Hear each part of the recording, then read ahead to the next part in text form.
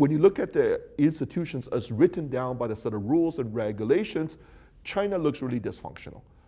When you look in practice at what's being done, it looks in some sense similar to what you see in other countries of the world, but there's also a sense in which it looks very different. And then basically what we're saying is that the informal rules, that the way that things get done is that successful businesses, what they do is that they have access to what we call special deals. And a big part of the special deals is that they can circumvent the rules and the regulations of the formal system. So maybe one way to think about it is that when we look at an institution with dysfunctional rules, if you want to set up your business, you have to pay 200 taxes and you have to go and you have to wait for 3 years in order for this to happen.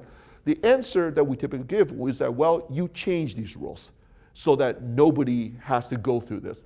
The Chinese solution to this has been, well, we change the rules only for you, only for a subset of the, that's the essence of what I mean by a special deal, that I'm going to carve out a special deal for you. The special deal by itself, I think, is not that distinctive about China. It's something that you see everywhere in the world. What is distinctive about China is that, number one, that the special deals are done by roughly 3,000 powerful local governments. Okay? That has the following implications. Number one, that once they make a special deal for you, they can execute.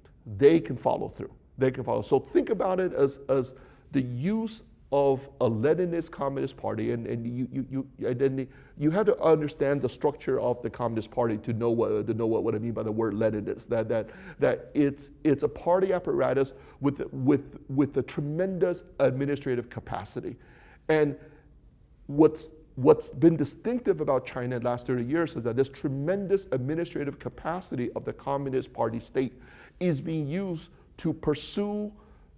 It's being used for the benefit of private firms. So, and then when they decide they want to make things work for you, they can do it. They can do it. So number one. Second of all, they do so with it looks like they behave as if they have high-powered incentives to get this done. So whenever you spend any time in any locality in China, this is one of the central things that the party cares about. All throughout the bureaucracy, they're all after making these special deals. So it becomes almost like sometimes the phrase that we use is that it's about free entry into special deals. So the other part that is distinct, so the second thing that is distinctive about the Chinese special deal system is that special deals don't only apply if you are my friend, or they don't only, or that I have known you for a long time, or that you are my cousin.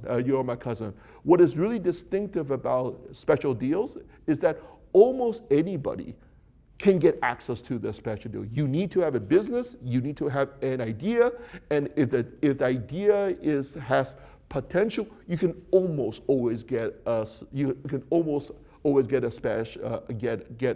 deal, because you have large parts of the bureaucracy that are trying to do this, and there are also a large number of these guys that are trying to do it. And then the third part of what has made the Chinese system different is that it's not just one body that is doing this, but they're all competing to try to make this happen. So if you can't get a deal with one body, with one government, there are several hundred other local governments that really desperately want to make a deal happen with you. What it also